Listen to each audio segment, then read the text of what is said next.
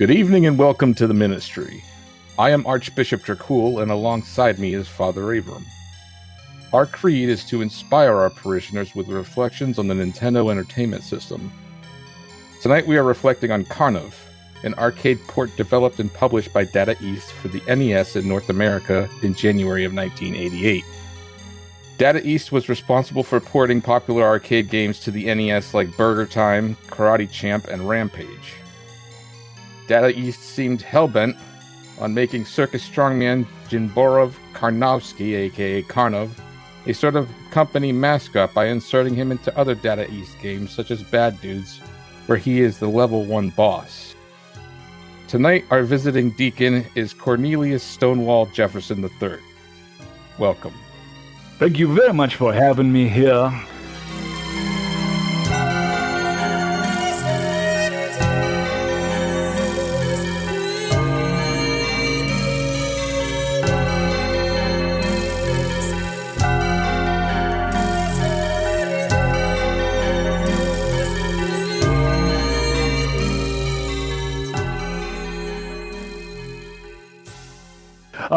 Just out of curiosity, how long has the bathroom also been connected to the confessional in your church?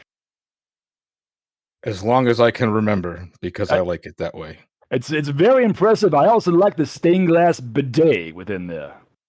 That was my idea. That explains why I saw you underneath it. An offering for the original arcade game. Sadly, I could not find a working ROM for this game, which is disappointing because I would have liked to see if the arcade game had the same shortcomings as the NES port. Mm-hmm. Released in 1987 by Nihon Busan. I'm not sure if that's... Bless you. Not sure if that's the right pronunciation. Which was based in the US. According to arcademuseum.com, there are 6,957 machines in existence still today. On a rarity scale of 1 to 100, with 1 being the most rare, Karnov ranks at 22. Now, do you guys have any idea what is the most common ones off the top of your head? Can you guys get any guesses?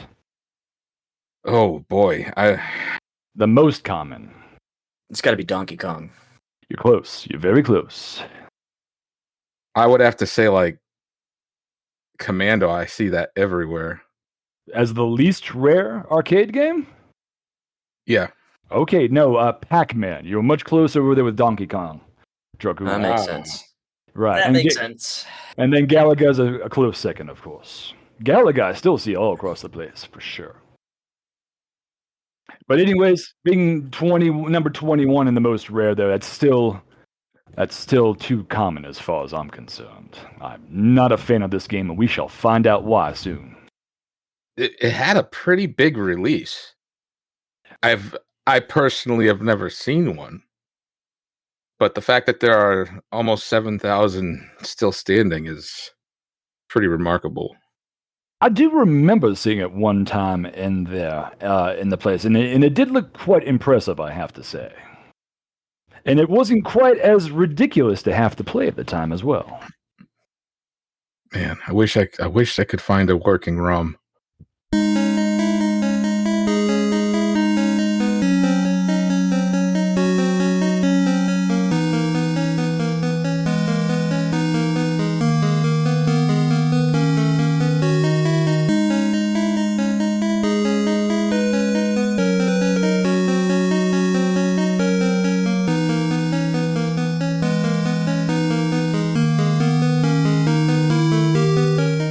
A testament to the creators.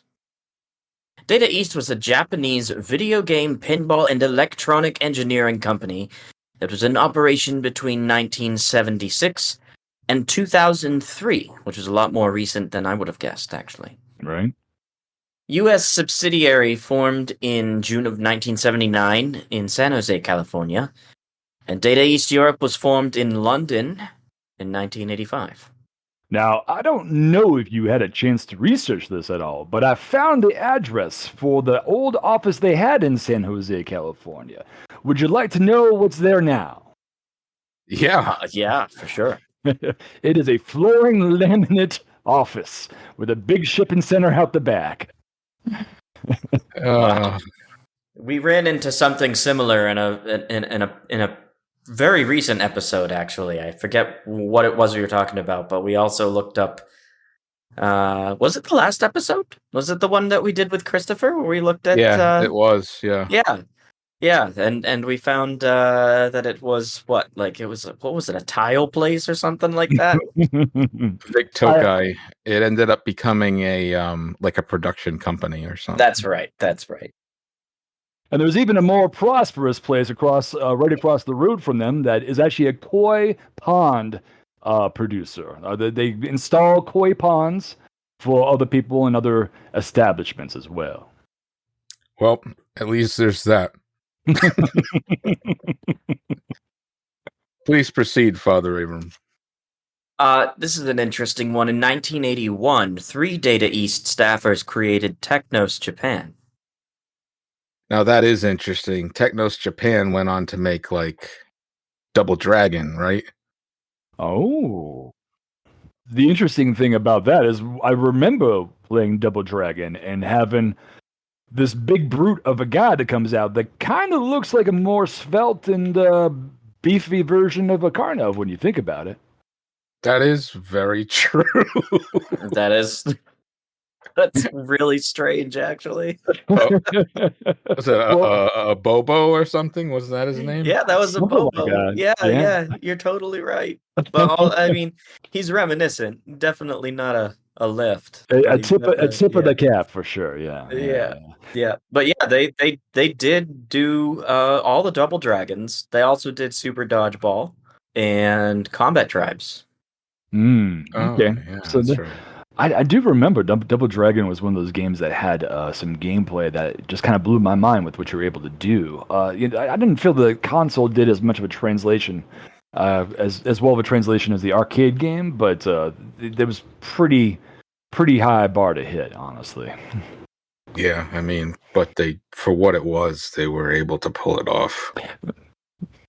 Like the one thing, the biggest gripe I have with the NES version of Double Dragon is that it's not 2 players simultaneous.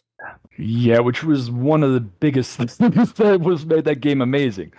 You put that one guy into full Nelson, the other guy comes up there and beats the crap out of him. I mean, come on, man. It's amazing gameplay. Unlike this piece of crap we're about ready to judge over here, so carry on. Data East also purchased licenses to manufacture and sell arcade games created by other companies, including Kid Nicky, Radical Ninja by Irem, Kung Fu Master by Irem, Vigilante by Irem, Commando by Capcom, Spin Master, which was Neo Geo co-published with SNK. Now, I don't know if you guys had figured this out in your research over here and looking at your notes. It doesn't look like you got it down here, but Data East was one of the first licensees for the Nintendo Entertainment System, actually. So Irem made Kung Fu and 10-Yard Fight, which was both in the arcade published by Data East. So yeah. Yeah, it's pretty interesting to think that they got that kind of freedom, honestly, to be able to, or power to be able to be some of the first ones to do that. Yeah, like who are they really? Yeah. But I'm happy that they did, because Kung Fu was one of my favorite NES games when I was a kid. It was really fun. Commando, I did not realize that they were responsible for that one. I keep on getting Commando mixed up with Carry Warriors, and I since it both is kind of like a run and gun, like vertical scrolling kind of game, and so I kind of always thought that Commando or Carry Warriors was done by Data East, and I was quite wrong about that. Yeah, they're SNK. But you can definitely see where Carry Warriors definitely was lifting heavily from Commando for sure. Yeah, I mean, those games, all those run and gun games were kind of big back then, like Gunsmoke and I forgot about that one. Yeah. Rambo for the Sega Master System. I think it was the first Rambo, or maybe it was the third. I can't remember exactly. Now, also in addition to those kind of things, there. I mean, I don't know if you saw more of what Data East had done, but they had a huge, wide range of different things they did, like digital transmission equipment, communication adapters for cell phones. They made the first fax machine, actually. So they were quite an innovative company when it came to consumer electronics in the 1980s. That's crazy. It really is. And I kind of feel like, honestly, that probably helped a lot. Because as we all know from anybody that's worked at a gaming studio or a movie studio, you live and die after every success. And about 90% of what you make is going to be garbage. It's not going to make any money. So if you have a more wide net of where you can get your marketing from and where you can get your product and your profits from, that probably helps kind of keep a gaming studio afloat a little bit better along the way. You know what's really funny about that is that I didn't realize that I have actually seen a Data East fax machine until you said that. Same logo, right? Yep. There you go. Yeah, like, that's what can I play this thing? What's going on here? Yeah. You push the button, you're like, games, and then it pops up with Karnov, and you're like, what the f***?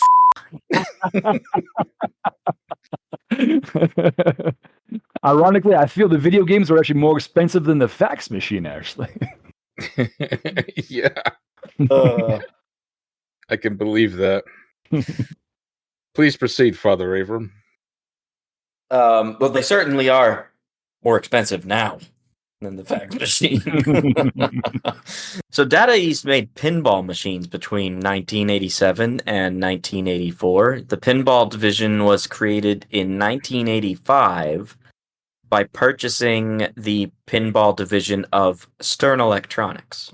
Now, this is an interesting history that I was looking at here, and I wanted to interject a little bit because I was reading this here and I was realizing that the first pinball machines that integrated a dot matrix display on them, which I thought was pretty fascinating. However, whoever they had in charge there at Stern, or who was in partnership with them, and I feel like I might have come across this man in my life at some point over there, but a fella I used to work with, or I've crossed paths with in my life professionally doing casino gaming. Fella really loves his licenses, and Stern Electronics is still a pretty big pinball game kind of place that does a lot of licenses. And the problem with any kind of license that you have, whether it's like a music band or a TV show or a movie, is these are people that are already making money. So if you want to buy their license, they're going to charge out the nose for these things. And sometimes they even have a very, very strict parameters where they have to have the celebrities or their agents sign off on the visuals that you're using and how you represent their clients.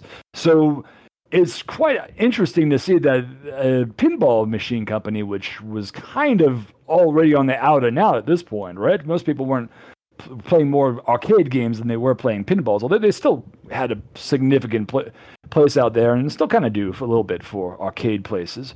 But you suddenly slap on a license to anything and you got to double your money before you even break even. So it was interesting to see that this company over here was doing these high-end pinball machines towards the dawn of that industry over there and doubling their incomes, which is never a good business model. So that's why you don't see many of those like banned pinball machines. Right. There is a few places. Actually, in Las Vegas, there is a Pinball Hall of Fame over here, which you get to play a lot of these things. And it was actually pretty fascinating to think. I don't know if you knew this little trivia nugget as well, but casino gaming happened thanks to the conservative reactions to pinball machines. What had happened was some parents saw that kids were putting quarters on and betting with each other to beat video games, and they immediately reacted and freaked out about it and said, "Oh, these are horrific machines over here that are temptations beyond belief." And so the pinball companies said, "Well, if they're gambling things, then we can make slot machines too, right?" And and they did. They ended up getting licenses, and Bally Pinball became Bally Gaming, which is now part of a company called Light and Wonder, actually. So it's interesting how certain reactions to stop certain things from happening just make worse things happen, or more lucrative things happen sometimes. Very interesting.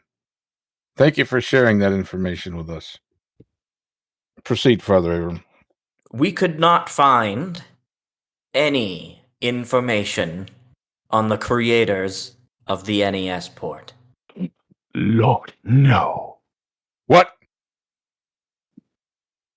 I know. I know. Mm-mm-mm. I knew this day would come. God damn it. Follow me. We mustn't hesitate. I've never seen this part of the cathedral before. Where are you taking us? Shut up. Where are the keys? What keys? The keys we've been using for the past 10 years. Oh, those keys.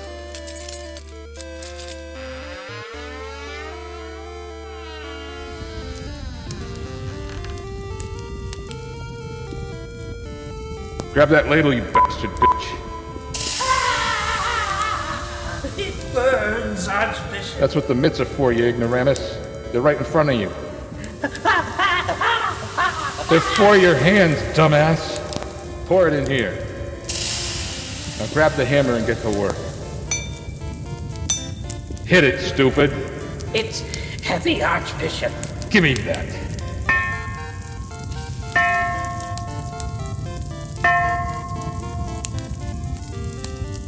Behold, the talisman of unholy conception. From now on, we use this to smite a game that fails to credit their developers, which is an automatic cardinal sin. Ooh, scandalous. Yes, goddammit. And we'll use it right fucking now. 1.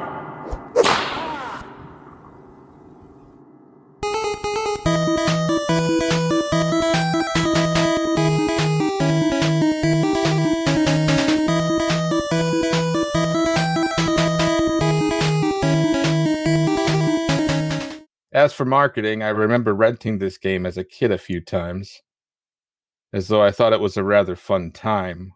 I rented it as well, and I still felt very ripped off. And I'm so grateful that I rented it versus throwing down my good hard-earned cash from all of the lawn mowing that I had to do. Yeah, you had to be really, really precise with your buying strategies back then. You really did. It wasn't like no Humble Bundles back then, right? No, not at all. No Cyber Mondays. Nope. I don't even. Honestly, they didn't even really give any kind of discounts for these things unless they were a complete piece of garbage, right? Yeah, well, it wasn't until maybe the early 90s that you started seeing a bargain bin. And by then, it's just kind of come and gone, basically. At that point, we had the CD-ROMs and stuff. Yeah, and the interesting thing about it is, to my memory, Nintendo has always been very stingy when it comes to putting their games on sale. Still to this day. You had a better shot at going and buying like a game from Blockbuster that they no longer were renting or something like that. That's true. That's very true. Yeah, and most Nintendo games, like right from the source, were high quality. Even today, you go to GameStop, you cannot get a Mario Party that's not marked down any less than $5 because it's just 9 times out of 10, if it's right from the source of Nintendo, it's a good high quality game, and people don't want to let them go. Unlike Karnov, which I couldn't give away if I wanted to. I can't wait till we get to the body of price. A reading from the ad. What does a fire-breathing Russian have in common with a prize fighter, a punk ninja, a pool hustler, a karate champ, and an off-road hot dog? Nothing. I don't know, but I'm very turned on right now. They're one hell of an orgy, that's all I'm saying. He's the latest star in the Data East lineup. Data East USA Incorporated, 470 Needles Drive, San Jose, California, 95112, phone number 408-286-7074. Call to get your laminate flooring installed today. Why do you read the phone number? You expect people to give him a call right now? It would be funny. It would be funny to see whose number this is now. I know. You have to be this literal about the reading of the testaments. I see how you are. We might actually have to throw that in there, like for future episodes, like do almost like a Jerky Boys call to the numbers that are on the ads. Now, I don't know if you had seen this in your research of Karnov, because like you had said before, there, Father Avram, they're trying to make him like the big star of the thing. But what is your feeling and thoughts about why they decided to make this guy the big mascot? Do you have any ideas, any thoughts, any theories? No, I don't have a fucking clue. That doesn't make any sense to me. Well, if you look at my theory is if you look at their lineup of games at the time, like looking at this advertisement, outside of Kid Nicky, there really isn't a character to get behind. Now, So you would say he's the most iconic, basically? well, he's an actual like character in the game. He actually has like somewhat of a backstory. He has, I imagine, I mean, like Kid Nicky does too, but I honestly think Kid Nicky would be a way better mascot than Karnov.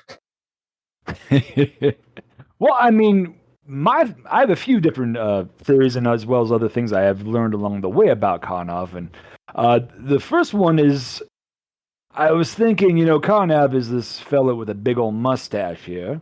So is Super Mario Brother, right? So maybe they're thinking kids will confuse Super Mario Brother for Karnov and go ahead and buy that, thinking, oh, this clearly is another Mario Brother kind of game. And he shoots fireballs. Second thing, though, I did hear this. I don't know if this is just a rumor, but I saw it on a YouTube video about Karnov there. But supposedly he was the artists lampooning one of the managers at Data East. It was this bald fella, kind of a big belly, big old mustache, and they actually made him kind of as a way to kind of joke about this guy. And supposedly that's me. I did. And well, here's the funny thing. He was so clueless he didn't realize this until decades later when somebody asked him about it. And he got really pissed about it. That's just, I don't know how legit that legend is, but that's pretty hilarious, really. If it's true, that's fantastic. For sure. Well, just like Mario. Mario was based off of the landlord of Nintendo's office or something like that. Wait, seriously? But, yeah. I didn't know that. Holy shit! No, that's no idea. Crazy. No, I think his name was Mario. In fact. Wow.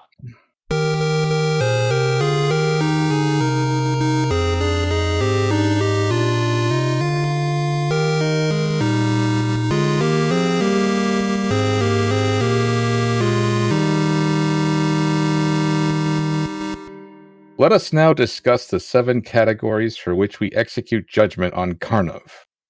Category 1 is the narrative. A reading from the manual. The story of Karnov begins in the peaceful village of Kremina, where the treasure of Babylon has been kept for centuries, hidden away from the outside world. The treasure has been sought by Ryu, a huge and evil dragon, for thousands of years. But now, Ryu has discovered the secret of Kremina and descended upon the little village, accompanied by all of his demonic cohorts. Ryu has made off with the treasure, leaving his monstrous minions behind to terrorize the countryside. The helpless townsfolk have only one hope: Jinborov Karnovski, otherwise known as Karnov, a one-time circus strongman with a unique talent for shooting fireballs, only Karnov can find a way through the monster-infested countryside to seek out the evil Ryu and regain the lost treasure of Babylon for his people. This is a reading from the manual. Praise be Data East. Yeah. It should be noted that the Japanese release of Karnov is a story of redemption rather than treasure seeking. In this version, Karnov is resurrected by God with the mission of returning to Earth to save the world from the dangers of the evil dragon Alakatai. This was probably squashed by Nintendo America due to religious overtones. Can we possibly bring up the fact that could there be a more appropriate analogy for this game than the city of Babylon? This game references the dawn of civilization in a fertile crescent with one of the most prosperous cities in the Middle East, but that rarely equates to what we saw in the actual game thematically, if I can say so myself. Well, we're getting into environments, but I would say that it's definitely kind of this weird kaleidoscope of landscape for sure. It is a hodgepodge of leftover sprites from other games they shoved together to make a ridiculous story of some sort. Actually, honestly, the story is completely fine. Are we able to talk about that now, or do we hold off for a bit? Well, no, we talk about that now. I'd like to piggyback right on what you said. I don't think the story's fine at all. A one-time circus strongman is going to save the town of Crimea. You say that, but you keep on rubbing your nipples as you do, so... Listen, the story is what the story is. I mean, this is every 1980s game possible. Hero X fights bad guy Y to save goal Z. I mean, it's either Mario fighting Bowser to get Princess Peach. It's Samus Aran trying to kill off Mother Brain to get the Metroids. It's Link fighting, what the heck was that guy's name? Ganon to what was the goal again? Save the Princess Zelda. Ooh, trick question for you. He's got to get the artifacts first, the pyramid pieces together, and then she gets to save her. Yes. Yes. Granted, the formula's there, right? But what I'm saying is that, like, the again, going back to the choice of mascot here, I suppose, right? There's a little bit of cultural indoctrination with Mario at this point, and you could say that an Italian plumber is just as ridiculous as a Russian one-time circus strongman. Yeah. So I do agree that on that premise alone, the story is fine. It's just as palpable as essentially any other site, I suppose. It's the boilerplate game narrative for everything that was a side-scrolling type of game of the 80s. Yep. I actually like that he's a Russian circus strongman. I think that's fucking awesome. That's one of those visuals that people, it's interesting because we all know it, but we don't necessarily like it, right? like we all know it. We've all seen it. It's just, I don't know. It gives up like a little bit of a freak circus kind of, a freak show kind of vibe to it sometimes, I suppose. We already mentioned that the Japanese story was different, but they also had cutscenes, which were ripped from the North American release. I was going to say, rubbed. And there was an ending too, but the U.S. release or the North American release only had a text ending that said "Congratulations." What the ever living fuck? Come on now, like. That was the thing I hated the most about most 1980s games, was the fact that it was like, hey, I know you just killed yourself getting to the end of this thing, and congrats on you just losing a few years of your life trying to kill this bad guy in the end, but all done. Yep. I don't think it was even until like Ninja Gaiden that I started seeing some proper narratives and some like proper cinematic scenes in a way that kind of leveled everything up for me in a way that I felt satisfied with such a thing. Yeah. The North American release of Super Mario Brothers 2 is one that comes to mind for me. That was the first one that I lost my shit on. It was crazy. It was crazy.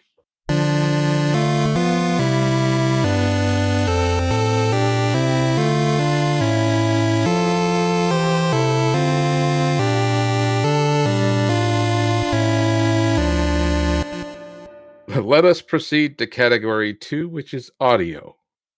What I have here for my pros that I like the song that plays, but it's the only freaking song in the entire game pretty much, except Right. for like the end boss and the end screen. Right. And I also like the sound effects. The only sound effect I remember is from like the fireballs, right? Well, there's also like the when you drop like a bomb or something, it's like like there's pretty charming little sound effects. But I will.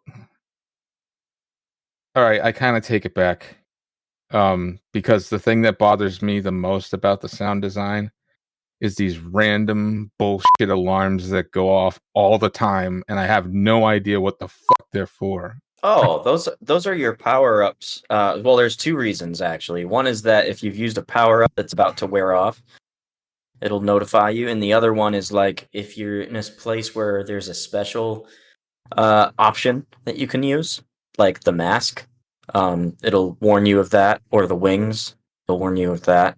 So that's what those alarms are for. But I do agree that it took some like figuring out to actually understand what the hell was going on. We'll definitely get into this a little bit more in the next section with gameplay. Yeah. But it's I mean, thematically the song, even though you had one of them, at least it kind of had like some Russian overtones to it, right? Mm-hmm.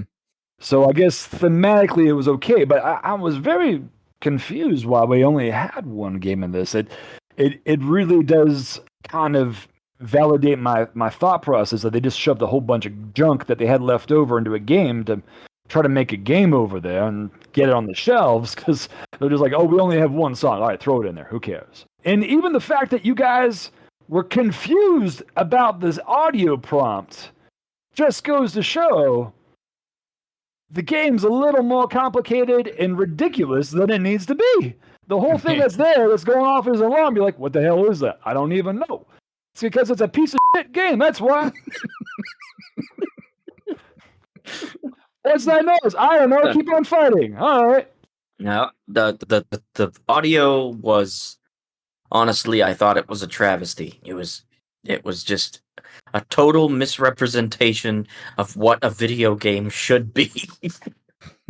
Especially, I mean, like, I'm always going to go back to games that do this well, right? Like Mario Brothers. You go into you go swimming, you get a completely different song. It's much more whimsical. It makes you feel like you're swimming, right? You don't need a lot of variety. And that first Mario Brothers game did not have a lot of variety comparative to what happened later on in games, but still, it was enough to kind of give you the feel of what you were doing and how critical it was.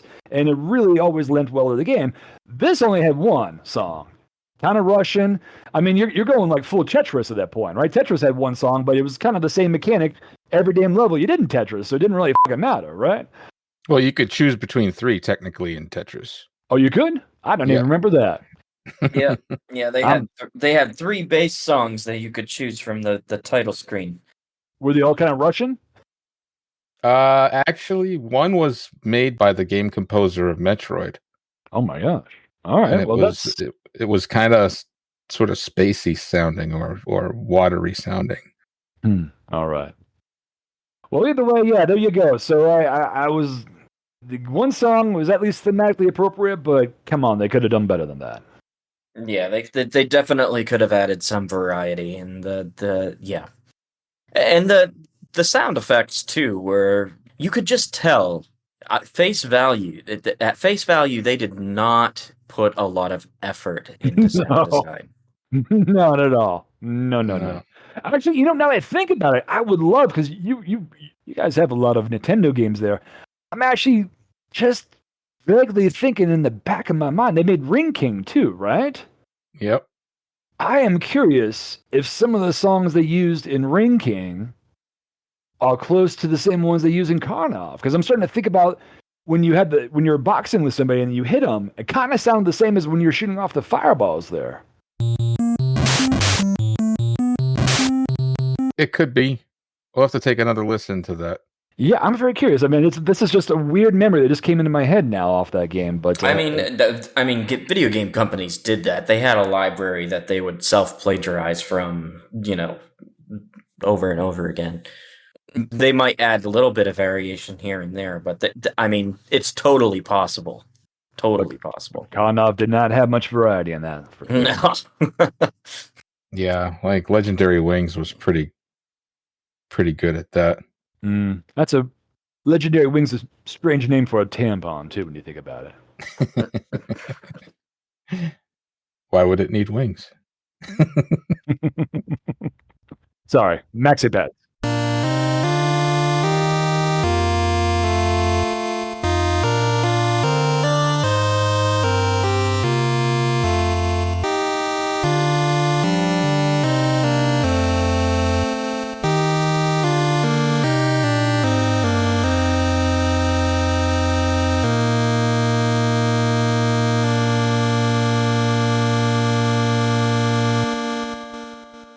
Let us proceed to category 3, which is gameplay. A reading from the manual. Super Fireballs. Karnov begins each game with 3 lives. If he is hit once, he turns blue. If he is hit again while he is blue, he loses a life. But if Karnov picks up a Super Fireball when he is blue, he will be restored to his normal color. Picking up Super Fireballs also increases Karnov's firepower. Collecting the 2 Super Fireballs will enable him to shoot double fireballs, and collecting 3 will enable him to shoot triple fireballs. Continuation. When Karnov has lost all 3 lives, the game is over. But the continuation mode allows you to begin a new game from where you left off. When the greater than symbol appears next to game over, use the control pad to move it down to continue, then press the select button. Note, you may only continue the same game 3 times. Which isn't true. North American release was unlimited continues. Options. Collect them to use during key moments of the game, or when needed. Certain options can be collected and inventoried. In addition, some options can be used only at certain times during the game. An option will flash when it can be used. It will also make a weird audio noise that none of us will realize for 30 years. This is a reading from the manual. Yeah. Praise be Data East. All right. So I have a couple pros, believe it or not. The controls outside of the menu select are very easy to understand. Sorry, go ahead. The items bring some variety to the gameplay, but the navigation is dangerous. It's obnoxious. Anybody got any pros? None. I have got none. So the only pro that I have is that and this is a stretch, mind you, is that I appreciated having multiple paths through the levels. Multiple paths, meaning you could go up or down, or have the deviation of the thing. Yeah. And again, like I said, that was a stretch. That was me really trying to find something that was positive. Well, can I start off with my main point with this here? Because I think I've got something that's going to really kind of help instigate the dialogue for sure. Yeah, go for it. Okay, you go first. All right. Let me just bring up my first point over here. Was this game trying to be an adventure game or a run and gun game? They had this massive tool slots for an adventure game, but these overwhelming numbers of minions and projectiles of a run and gun that was really an opportunity to utilize both at the same time efficiently. As a game designer, you got to know who you're serving in order to make a game that gives them their core needs. And if you're good, what you'll do, and I'm sure you can agree with this with most games you've done, you give them about 10% more new that they've never seen before. And that kind of gives your conventional demographic that when you're playing, you can get the opportunity to understand how you're playing. And then you have these little aha moments where you find these skills or tools or mechanics that you never played before. And it makes you realize how you can expand on these conventional thoughts. And holy cow, this game is so much better than the last game. It was kind of the same thing. But instead over here, this kind of felt like there's two different people designing this game, where one guy wanted to make an adventure game, and the guy was like, no, we're just going to bombard you with a whole bunch of things. And it never made good gameplay. I found that I did the best in the game when I wasn't concerned about the options. 110%. 100. And let's just review those options again. The boots, that's really good for a run and gun, right? Mm-hmm. Bombs, those were a little clunky. I mean, it almost was easier just to go ahead and hit with 3 fireballs than it was to sit there and try to put down the bombs. And they were weirdly specific about where you did need to use them at certain points, kind of like it would be in an adventure game. Mm-hmm. The ladder was the bane of my existence. You're running and like, nope, let's put up a ladder. Let's go up this ladder. Things are flying at you. Oh, well. Oh, I'm at the top of the ladder, but I don't have the boots. I can't get this thing I tried to use the ladder to get. So I did find the ladder to be useful when fighting the T-Rex. So Really? out of 5,000 characters, you've got one that this thing wasn't a complete pain in the ass for. Yeah, I actually used the ladder quite a bit. It didn't pose a problem for me. I actually used it I think it was on stage 4, I think it was. I was climbing up an incline. It was one of those things you could go up or down. I decided to go up. And there was like one of those things that threw rocks at you. Oh, that part was a pain in the ass. So if you go right under the boomerang and then use the ladder and climb up, then you can sit at the top of the ladder and you won't get hit by the rocks and you just blow them away. So that was one part that I actually used the ladder to my benefit. Yeah, the boomerang was definitely probably one of the more useful things you could have in it. But I still have to once again compare it to how you used the boomerang in Legend of Zelda, which was just so much easier to use and just really added so much more value to your gameplay versus this random thing. Yeah, I will say the most annoying thing about the boomerang is that you had to catch it in order to keep it. 110%.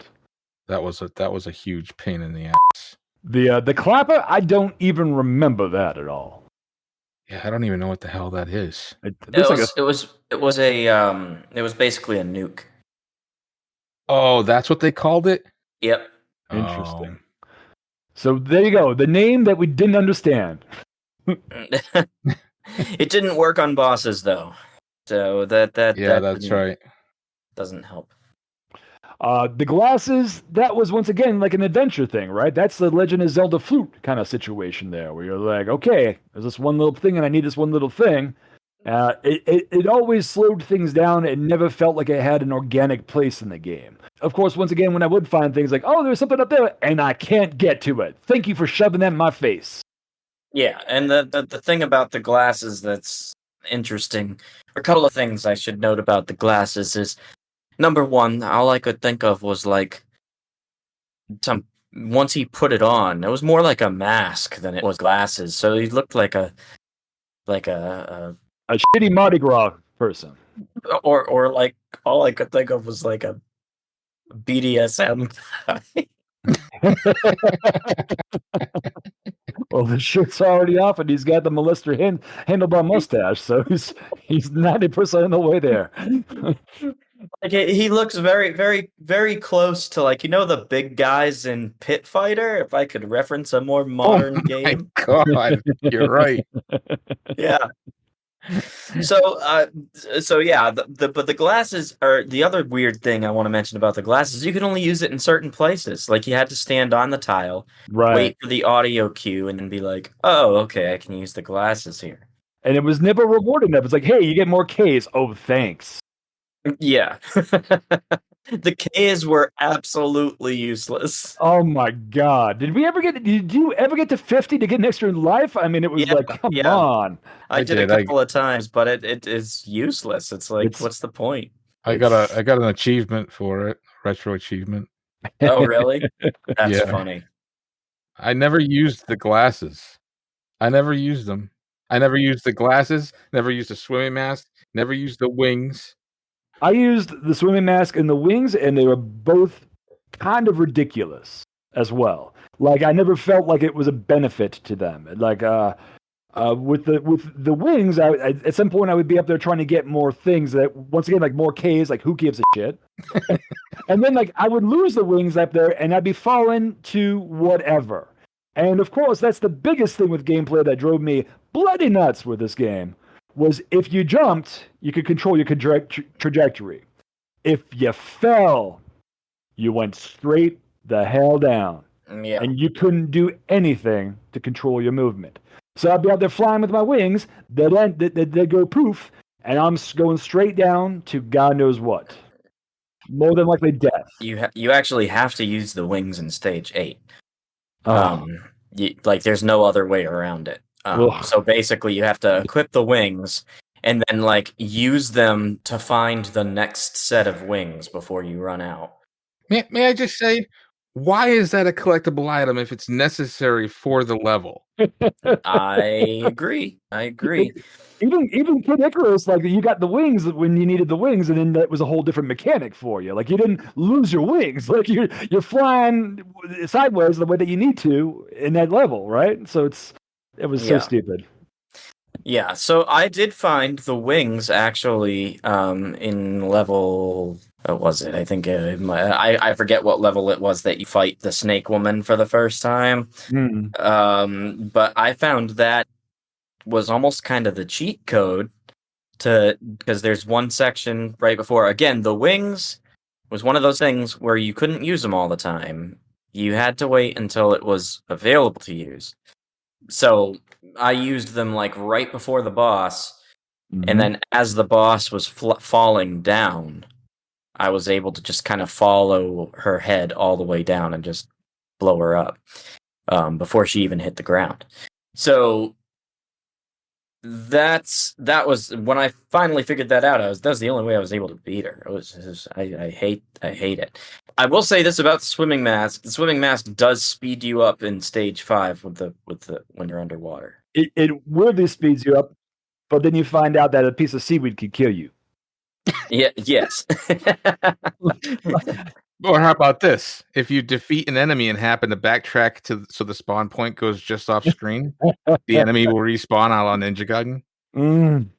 That happened to Ninja Gaiden, eh? Interesting. I forgot about that. It would perpetually keep spawning. So if you could potentially be in a loop where you're getting hit by an enemy, get pushed back, and then come back. Surprise! Well, Castlevania Medusa heads too. Oh yeah. I forgot about that. Yeah, that was the worst. Yeah. Sorry for that. That was a showstopper for the podcast right there. Everyone's just kind of like, oh. I'm actually kind of upset that you made an apt analogy between Castlevania and this game. Like, how dare you, sir? How dare you be right about that? Oh, damn. So I have another one that, speaking of Karnov falling, his falling velocity slows to a crawl as he reaches the bottom of the screen to prevent him from falling out of sight. It is the most awkward thing in the fucking game. Well, yeah, I mean the physics for falling is horrid. And that is a mark I would say in the technical category, actually. You can almost outrun the screen. That mixed with the fucking the spawning issue, it's like you might as well just hang it up. And I'm trying to figure out, like, did they spend more time programming two different physics for falling versus jumping? Because it seems like, if you just run off a cliff there, you'd just be able to control yourself going down there. I remember falling off my first cliff, and the only thought that was going through my head is I am falling slower than a piece of whale shit falling to the bottom of the ocean. And it was always like, remember that one level where it was like the pyramid that you had to go to the top of, but you didn't actually see a hole in the top of the pyramid until you walk over the top of it, and then you're falling, and you're falling for so long, and you didn't see it because they didn't show you that there's a hole up there until like, surprise, now you're in a hole. And so you're falling down this insanely tall pyramid that you had to go all the way to the top of and then fall down there, and you couldn't even control where the hell you're falling to. And I just was sitting here going, just the whole time you're just going down there so slow, I'm just questioning my life choices as a child and why I rented this game. So surprisingly, the only option that I found actually useful was the shield. Yeah, the shield is great. I don't remember it. So the shield actually will block the projectiles, up to 5 of them, I think. So, even from him, his big fat head over there. Yeah. So if you are facing in the direction of a projectile, right, the shield will take it. So, so up against things like, the T-Rex and Now, Snake Woman? which version of the T-Rex and Snake Woman? And number 2, number 3? Because you see the same fucking bosses throughout the entire game over and over again. Like a shitty fax machine that they made. And now we're kind of going into the next section already with graphics. We are. Let's wrap up this gameplay a little bit more before we do that. How can you wrap up the gameplay? I mean, it's there's so much to shit on here. It absolutely is, for sure. Can I please just say this is my number 1. Your number 1? So it's so small. The continue prompt is under the game over prompt. So if you are not paying attention, you can easily reset your game. Why in the mother of fuck is it on the bottom? Why is continue under game over? There is another game that we reviewed that has the same exact mechanic, and I don't remember off the top of my head what it is now. But it drove me insane. I actually lost my progress once. Do you guys know why it's done like this? Because the game is so goddamn shitty. Why the hell would you want to continue? It's a secondary option. Just walk away. They're like, nobody's going to want to play this shit again. Might as well just give them the first option. We didn't even give him a second soundtrack. No, before we move on, I have one more huge con that I need to mention here. A Karnov, you could say? Oh, God, it's a con. Yeah, Karnov. Is how you selected these power-ups. Oh, Lord Jesus, you are absolutely right on that one. Moving left and right is how you switch between the options, right? And I alluded to this in one of my first cons, where I said items bring some variety to gameplay, but menu navigation is dangerous. Good luck. Yeah, because it's as you're moving, like every time you hit that D-pad, you're selecting the next option that you can select. Oh my God. So it's almost impossible to like say, "Oh, I need the boomerang." And so you end up launching yourself into a projectile in order to select it. You know what I mean? Like, so it's I don't know whose idea it was to be like, "Oh, well we'll just put that control together with the movement." Like plenty Seriously. of games before this one. Plenty of games. Afterthought. Plenty of games have like, oh, pause the game and then select the option, right? Plenty of games have that mechanic. Why did they not do that? It would have fixed the whole damn thing. You're absolutely right. I mean, I always go back to something like Metroid when I think about gameplay with lots of variety, where it's like, anytime you got an upgrade, it was very intuitive and very fluid with whatever you were doing. You press down, you become a tiny ball, you roll and run around there. You hit select to have missiles instead of like instead of the gun. If you upgrade the gun on one thing, it becomes that thing, right? You get the wave or you get the freeze thing. But it's like, that's good game design, right? That's what you're supposed to do when it comes to making a game over here, is make something that's so fluid and so intuitive that when you're in the heat of it, you know what to do, or you have an ability to breathe to change what you need to do. And I'm so glad that you made sure to bring this up here, because you're absolutely right. It was catastrophic to try to use. I mean, it's sort of the principle of single responsibility, right? You don't have one control do more than one thing. 100%. You want that one input to do that one thing 100% of the time. And they violated that rule, and God, it shows. It just shows why it's a rule. If you're looking for why that needs to be the case, play this game. It is, and I'm sure we've all played games in our lives that we're going here, that we sit here and we go, did they even talk about these things? Yeah, no, probably not. Did they just hate somebody and be like, well, that guy's gonna fail? Probably not. Like you said, they probably just took a bunch of crap and just threw it together and were like, wait, we need another game. Yeah, sure, okay, Karnov. We'll just make Joey over there the main character, and use these other sprites that we were working on for this cool game that's never going to get released. And yeah, we can throw this together in a few months. And they had two game designers both working on a different game, and then at the end they're like, "Oh shit, what are we gonna do now? We have to mash it together." Yep. Don't worry, we have really good cartridge art.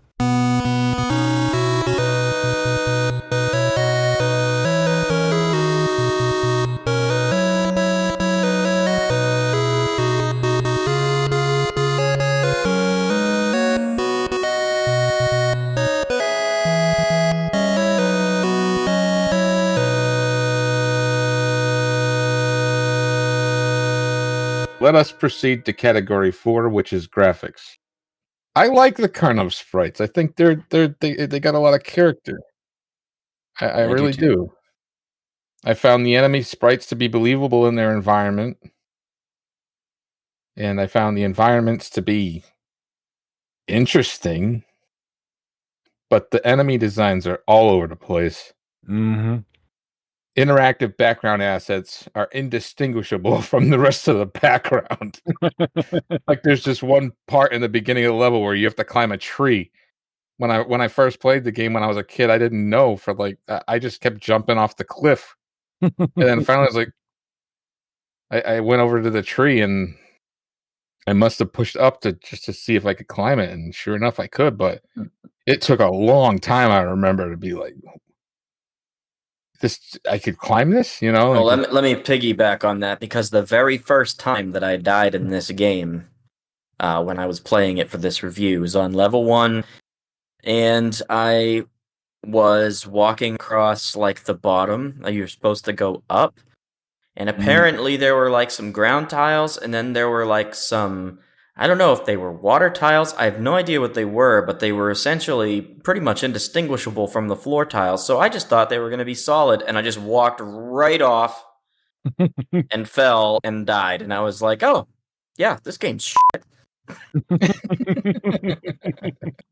It really was all over the place visually. And I mean, we'll talk about the box art in a second, but I mean, you saw the box art, and it's got a dinosaur, and it's got a flying dinosaur, and it's got some ape creatures on it. And I'm like, okay, this is a dinosaur game. And then you play it, and it's everything but a dinosaur game.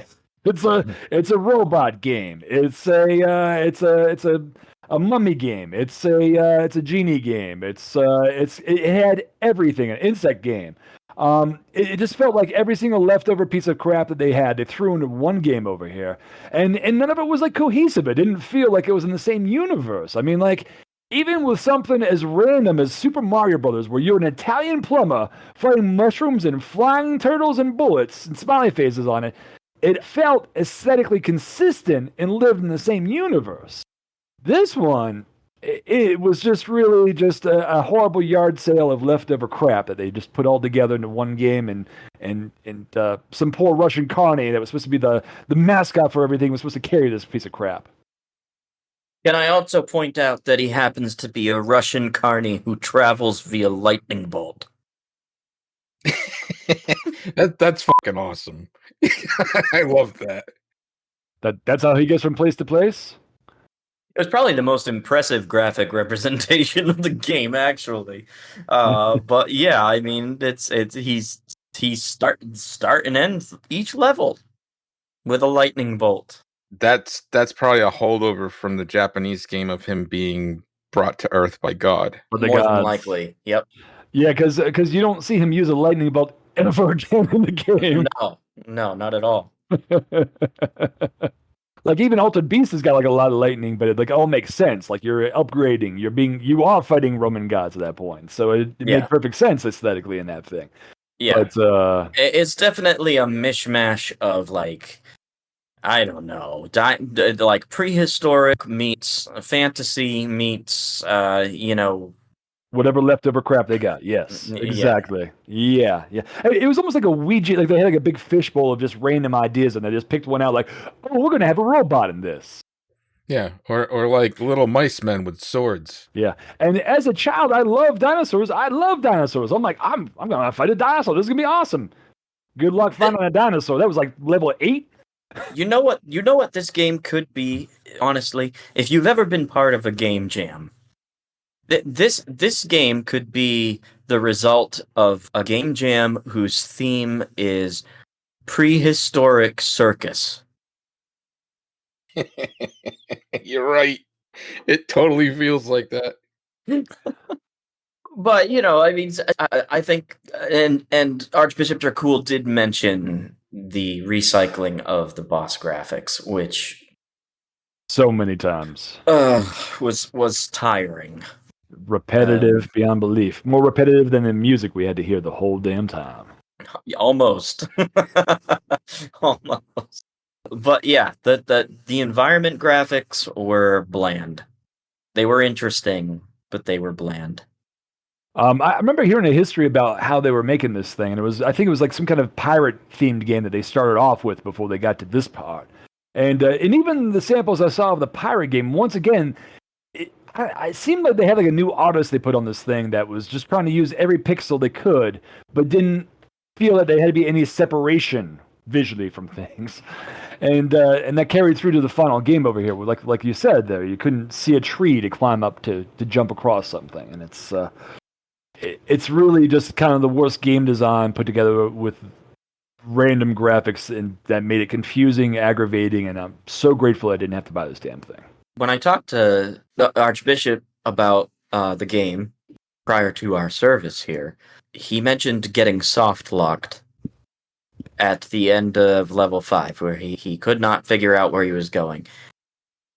It was level 7. It was the pyramid. Okay. It was the pyramid. Oh, okay. All right, never mind. Because I know what confused me was I reached the end of the swimming level, and I was like, well, where the heck do I go? And I guess you just climb up the side of the rock, which is something you've never done before. Right. And so, yeah, so it's very... The whole thing is just kind of mishmashed together. It truly is. And like I said, the minute that a slight piece of seaweed in that swimming level was the enemy that could kill me from touching me or shooting a bubble at me, I realized that this game was completely hopeless.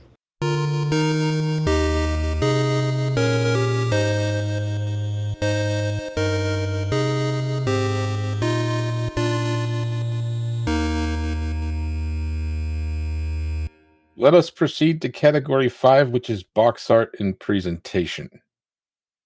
A reading from the back of the box. Karnov, the fire-breathing Russian, is seeking the lost treasure of Babylon. He runs, swims, jumps, climbs, and flies through the 9 levels of gameplay. Countless bizarre enemies of various sizes and strengths are out to prevent Karnov from finding the treasure. You got that right. They are strange. A reading from the back of the box. Praise be Data East. So the box art, in my opinion, is awesome. But it's fucking ruined by the using screenshots from the arcade game on the back of it.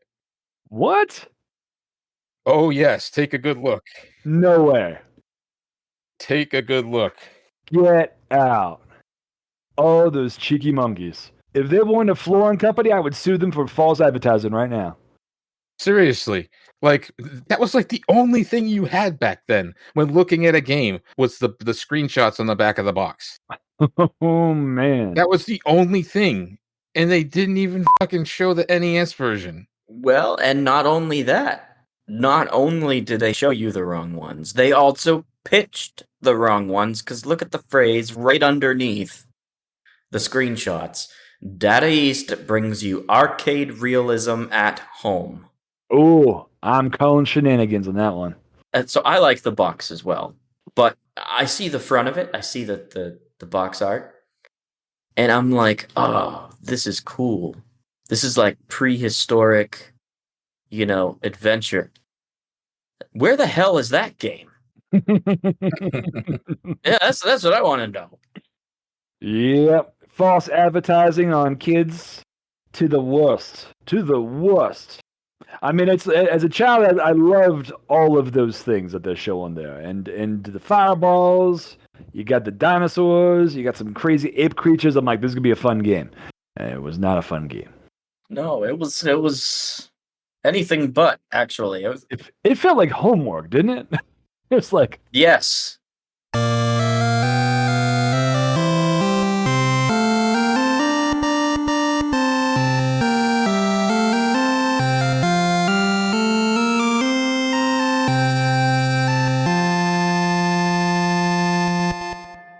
Let us proceed to category 6, which is fun factor.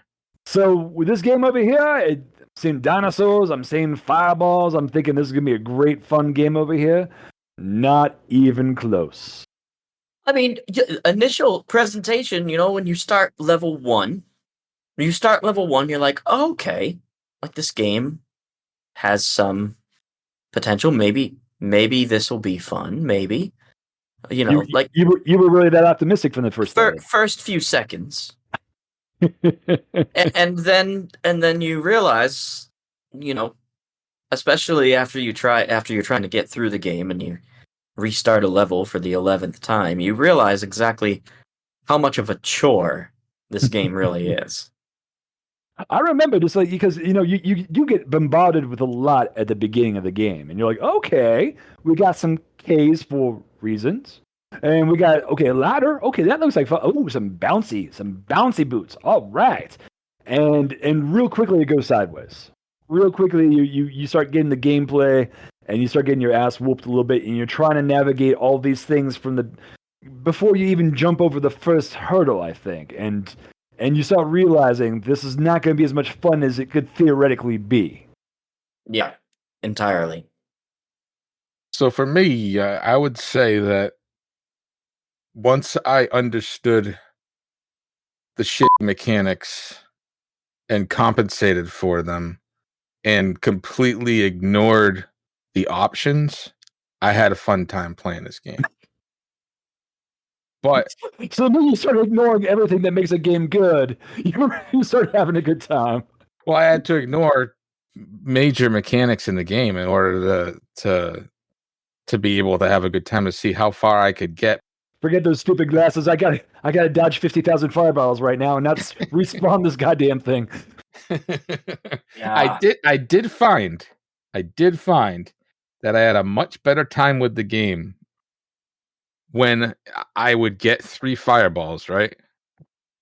I'd get 3 fireballs and I'd keep going. And if I get hit or lost a fireball, I'd reset the game and go back up to my 3 fireballs and see how much further I could get. You're like, not today, Satan. Yeah. Well, it's kind of similar to Legendary Wings. Remember that? How like if you power it up all the way, the game becomes playable and fun and interesting. But if you don't, if you just keep like getting hit and like trying to find the hit. Oh, and by the way, we never mentioned that half the shit in this game is fucking hidden, and you have to jump in a certain place in order for it to appear. Right. There is that. Yeah. Yeah, it was a pill. It was a pill of a game, and theoretically, it all should have been really great and really fun. And instead, it was just it it was none of those things. It was too much. It was too, like you said, two different people making a game, shoving it together, and then going, all right, get it out the door. Here we go. Yeah, and it took me to literally ignore so much of it in order to make it be playable, if that makes sense. Mm-hmm. Yeah, all the things they put in there for you to have a different variety and fun with it. Yeah, you would ignore that shit to try to beat the game. Absolutely.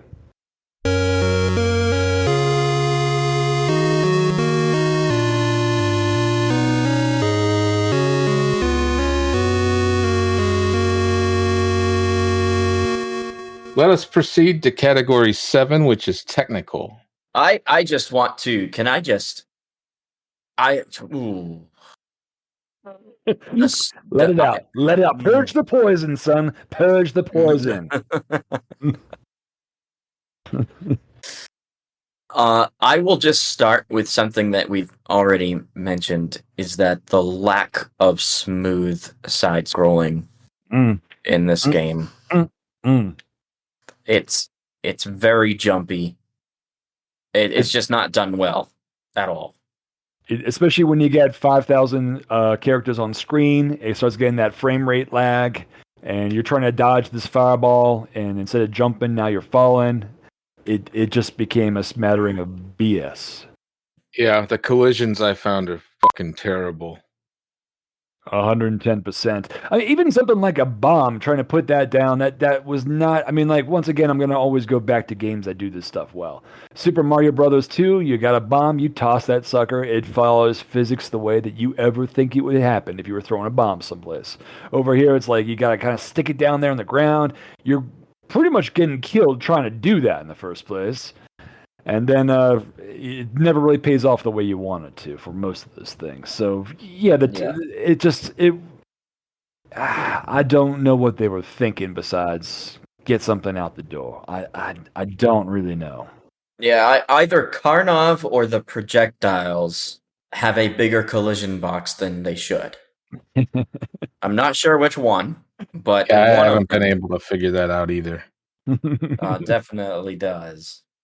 I think, yeah, because like it feels like at points that you were safe, you're getting hit by something sometimes. Yes, absolutely. There were many times that I died where I should have been able to jump between two projectiles, and got hit. I wonder if that had something to do with that whole shield mechanic, where it's like it covered your entire body, but in order to make that I don't know, technically work right, they had to make it so that it's like, oh, your collision box is flipping huge. I mean, maybe it just seems that's just not done well. Not at all. And this has already been said too, but the falling physics, ridiculously horrible. The worst. Yeah, just everything about this really, and of course, you know, we're not making this game, so we don't know what that would entail. But other games have done it pretty seamlessly and pretty effortlessly. So it really feels like it wouldn't have taken much due diligence to make these things not be so catastrophic, and maybe even have a fun game from doing that there. I mean, even a little bit more balancing of these challenges, or reducing the tools that you could have, or by half, and just making the select button to be the thing that you're able to move from point A to point B with these things, would have streamlined this game to a point that it would have been so much better. And we would probably be singing its praises versus condemning everything about it. But it just goes to show that, you know, missing out on some core fundamentals can make your thing go from epic to a complete piece of garbage. Mm-hmm. Yeah. I ran into sprite flickering too. Oh yeah, that was also on my list. There was a lot of that. They didn't do the sprite shuffle like other games do. So like you didn't even get sprite flickering sometimes. Sometimes you just get a projectile that just wasn't freaking there. Yeah, you're right. Oh my god. So it's like it's worse than sprite flickering, because at least when they do the shuffle like that, like you get some flicker, and so it kind of it's in and out. Mm-hmm. But they didn't do that. You know, they just did again everything that we've mentioned. Everything. It's just all points to Quick and dirty. Not caring. Yep. Quick and dirty. I'd really love to know how long it took them to develop this game. I don't think that's information we can find, but I bet you it was not a long time. Yeah, it's got a real turn and burn kind of feeling to it for sure. Yep. I mean, it was an arcade hit first. So a lot of the times, they would just be like, hey, yo, programmer, like, here's the arcade game. We need a port to the NES. Go, you have a month. That's the way it was sometimes. Well, and you bring up a valid point because, I mean, there's a thing that they have with arcade games and also with casino games called time on device. And when you saw this happen a lot when you had an arcade game that got ported over to being a console game, is like, obviously when you're an arcade owner and you got this machine in there, you want to make sure that you give people a delicate balance of about a quarter's amount of entertainment. And obviously, as you carry on in any arcade game, you want these challenges to kind of escalate a little bit here. But you got to kind of hit this delicate balance as an arcade game where it's like, you don't want the players to stay too long because then the arcade is sucking up resources and not turning a profit. But if the game is too hard, the player's going to get turned off and walk away from the game. The game collects dust and the owner makes no money, right? But you get to a console game, and that's when you need to scale back that play intensity and challenges so that there's this commensurate value for all the lawns that we had to go off and mow in order to save up money to buy this bloody game. So they were able to, it really didn't feel like there was much scaling back here when it came to this port. It kind of felt like, I don't know, add some extra options.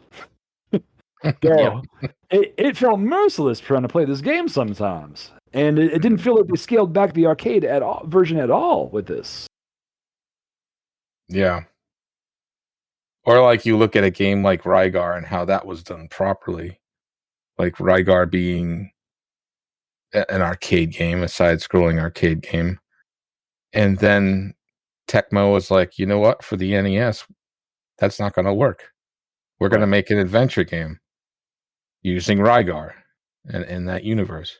Mm-hmm. And it was fantastic. Right. Because they understood the player and they understood where they had to change it, and they did a good job adapting it that way. Yep. That is a game I would like to review here on the miNEStry for sure. I was just going to say the same thing. Yeah. I've never played it. Can you believe that? No, I can't believe that. I feel like everybody who plays Nintendo has played that game, but I definitely played the arcade version for sure. And in fact, I'm getting some wonderful nostalgia hits just looking at the pictures right now. And you're right, that was like this intense game that was so much fun to play. It was just you were inundated with this beautiful graphics the whole time. But I don't believe I ever did play the side scroller version of it for the NES. The NES was a mishmash of top-down a la Zelda exploring paired with side-scrolling action like the arcade game. Oh, interesting. Yeah, I've definitely never played this. I cannot believe that. I'll have to find like a emulator or something. Let us proclaim the hints and cheats of our game. A reading from the manual. Playing hints. At the end of each stage, there is a hint to the next stage. That's a holdover. That's not true in the North American release. For some reason, they start at stage 2. You can overcome your first challenge. When you enter the next building, keep an eye on the face of the image. Stage 3. You will encounter stronger enemies, such as Gaumal. You must shoot him in the head to defeat him. Stage 4. You need a good stock of bombs to make it across the icy mountains. Stage 5. You should don the swimming mask to cross the Black Sea faster. Stage 6.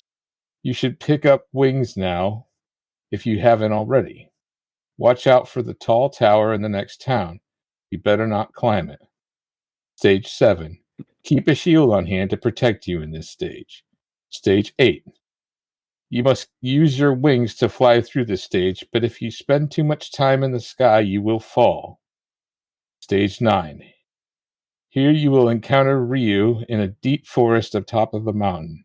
Good luck. A reading from the manual. Fuck you, Data East. Yeah, go fuck yourself. What kind of bullshit hints are these? Did any of us read this, by the way? Did anybody get back when we were playing this game? Did you ever get to this part? Because I had no idea these were back here. I did read it before I played it for the show, but I do that for every game we play. When you were 12 years old. No, when I was 12, I didn't read the manual. I was like, up, down, left, right, what we got here? Okay, cool, I'm going. Well, these hints are useless. They totally are. Useless. Well, they're just hints. They're not spoilers, okay? I mean, it doesn't make any sense.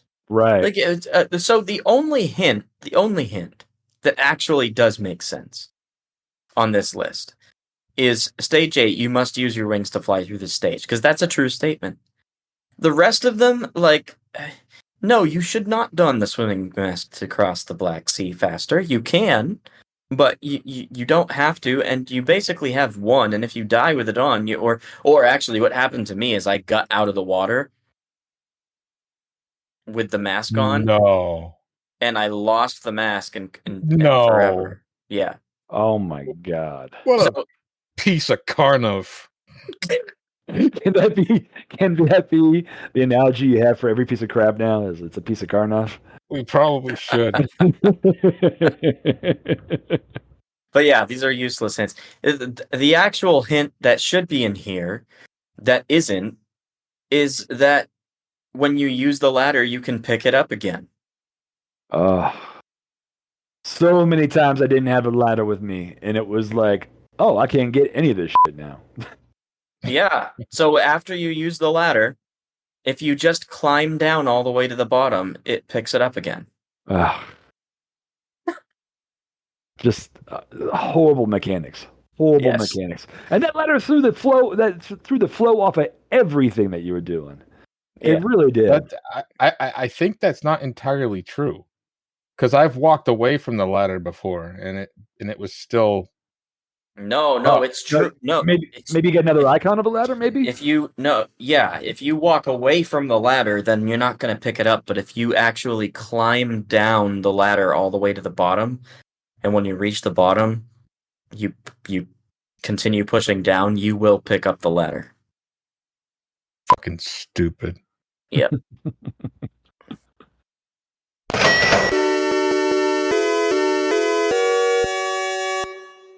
And now, brethren, let us offer each other the body of price. Ka-ching, ka-ching, ka-ching. Gotta make it rain over here. Okay, so game prices then and now. 1988. This game was $34.99 according to the 1988 Sears Wish Book. That is the gospel when it came to Christmas wish lists. This sure was. What was the cost of a normal Mario game? $34.99. I think it was $34.99. Yeah, that was a pretty typical price. I kind of feel like because I remember getting like a Mario Brothers at some point. I think the second one was like $30, and all I could think of is like this fucking piece of shit was $5 more than a Mario game. The audacity.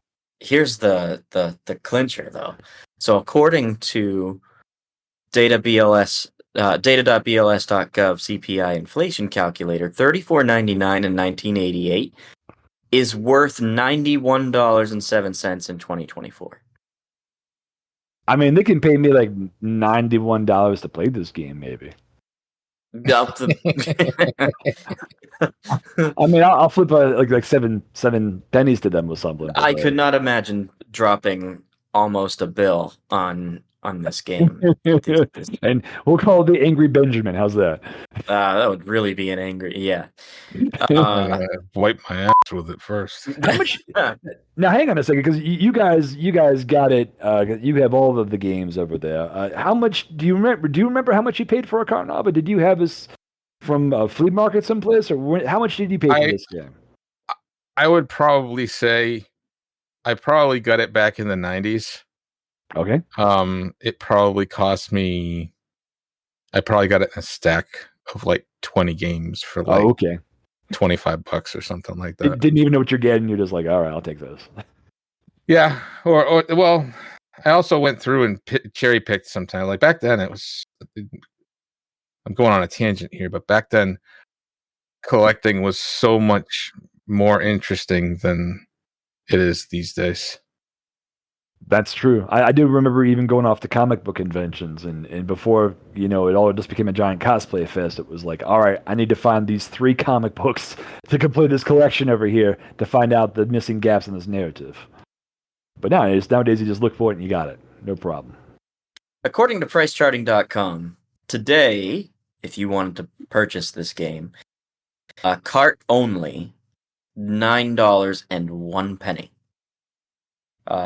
If you just want to get the box, you're going to pay a whopping $37.98.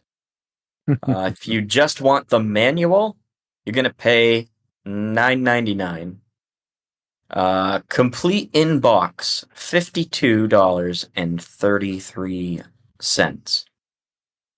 And actually, that means that you buy it complete in box for cheaper than if you were to buy these pieces individually. Sometimes it's the other way around. But brand new, sealed in box. I could never imagine owning one of these. $322.44. If Karnov meant that much to you, it could be yours for a mere $322.44. That's I'm surprised there's actually not like a shit ton of these just new in the box. Just by word of mouth, people. Just by word of mouth. I rented it for $7 at the time, and I was like, "This is a piece of garbage." I mean, you're not wrong. I am also super surprised that the price is this high on new out of box. It's all based on how many there are, right? So that means that number one, they didn't make as many as some other games, which is probably partially true. And number two, everybody opened their boxes. Which, Can we call like the box only the box of disappointment? Can we call it that? The box of disappointment. Well, you get more entertainment from the box than you do from the cart. It's so, the box of lies, right? It's got the arcade pictures on the back of it. Cool dinosaurs on the front. Speaking of which, scroll down and look at the screenshot I took from the Wish book. Oh my goodness, that was that's from Sears, eh? Yeah, that's the arcade. That's the arcade version. It was the only one with the arcade version. Looked like a Sega Genesis game in the middle of a bunch of NES games. One of many lies they told with Karnov. Yep. You're gonna have a great time too. No, he won't. This guy's the mascot. No, he's not. Which apparently Sears adopted the lies. They had to move some product. Do you think there's like a big like dumpster out there someplace with a whole bunch of just unplayed, unopened Karnov boxes? Kind of like God! Like the ET game they found in the dumpster. They found it like a landfill like 40 years later in Phoenix, Arizona. Actually, you might not be wrong about that. There may have been quite a few of these that just went to the landfill. It's possible.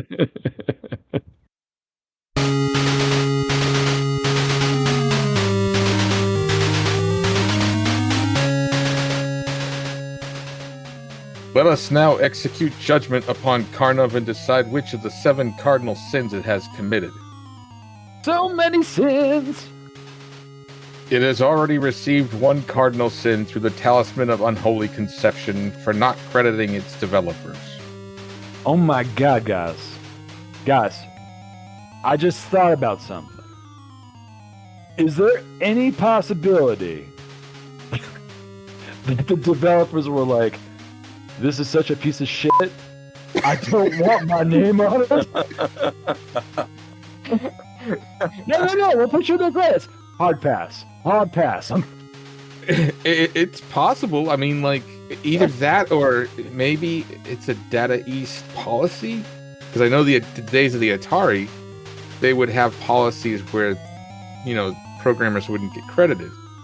I don't know if that was that was passed on. Well, I know, yeah, so I know that there were some things, especially in those days, where sometimes they wouldn't credit developers or they would give them code names because they didn't want other companies poaching their developers. I kind of feel that these developers are like, nah, don't worry about it. Yeah. Yeah. But I don't know if they had the option, to be honest, but it is funny to think about. In my brain, this is going to be my narrative from now on. Hey, man, the check's cleared. We're good. I'm going to go sell some floor tile now.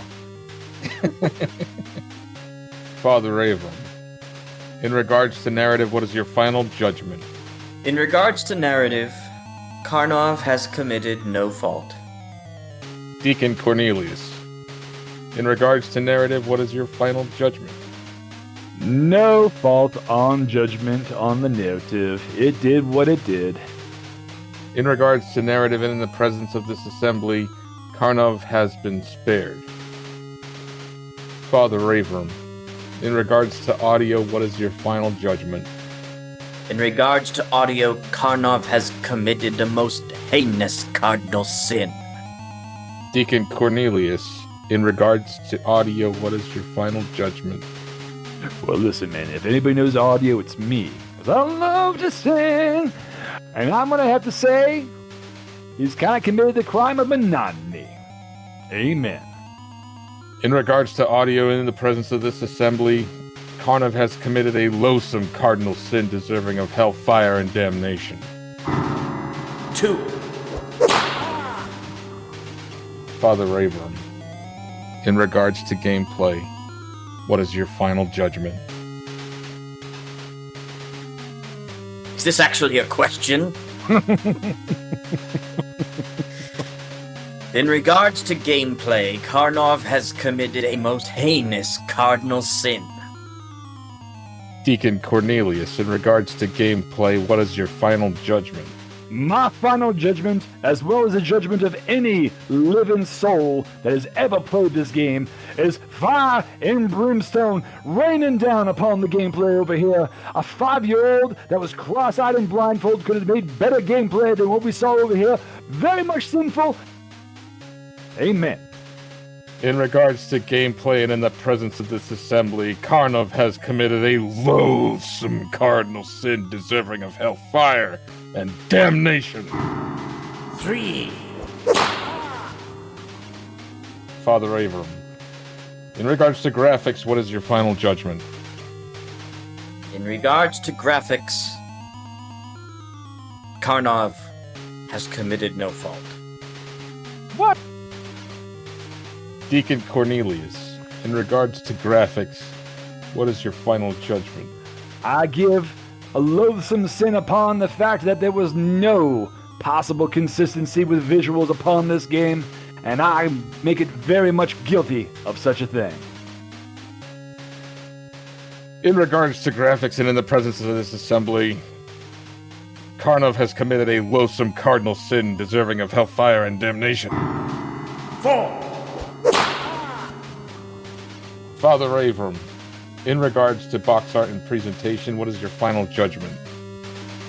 In regards to box art and presentation, Karnov has committed a most heinous cardinal sin. Deacon Cornelius, in regards to box art and presentation, what is your final judgment? I was originally going to indemnify it, but now knowing that there was arcade art upon there, it is one of the most loathsome and original sins ever done, that of lying, and lying to children. So I find it guilty upon its use of the box art to sell its product.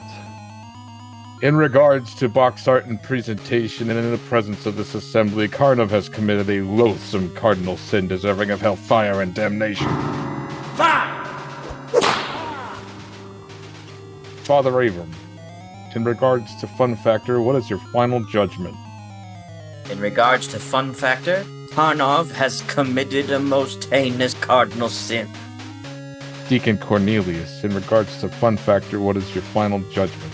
Oh, you got that right, Father Abram. No fun with this game. No fun at all. They threw everything in there in the kitchen sink. Still no fun. No fun. Guilty. all the way. In regards to fun factor and in the presence of this assembly, Karnov has committed a loathsome cardinal sin deserving of hellfire and damnation. 6! Father Avram, in regards to technical, what is your final judgment? In regards to technical, due to the fact that Karnov fell to the ground like floating whale shit, it has committed a most heinous cardinal sin. Deacon Cornelius, in regards to technical, what is your final judgment? I'll second the whale shit. In regards to technical and in the presence of this assembly, Karnov has created a loathsome cardinal sin deserving of hellfire and damnation. This thing has 7 cardinal sins. I can add a few more if you want. Oh man. So, this is a clean sweep, technically. Technically speaking, it is, just because of the talisman, yeah. You know, it's until you actually enlightened me a little bit more with what was going on with this here, I was actually going to give it a plus, an absolution here and there. But the more we had learned about it, the more I just got angrier and angrier at them trying to put this piece of crap out. I was like, okay, I'll give about 70% damnation, but no, we got there. Yeah. No, yep. Mm-hmm. Karnov, by the authority vested in me, I execute judgment upon you, having committed 7 cardinal sins in the categories of audio, gameplay, graphics, box art and presentation, fun factor, technical, and unholy conception, for which there can be no forgiveness, no mercy, no redemption. We exile you to the bowels of hell.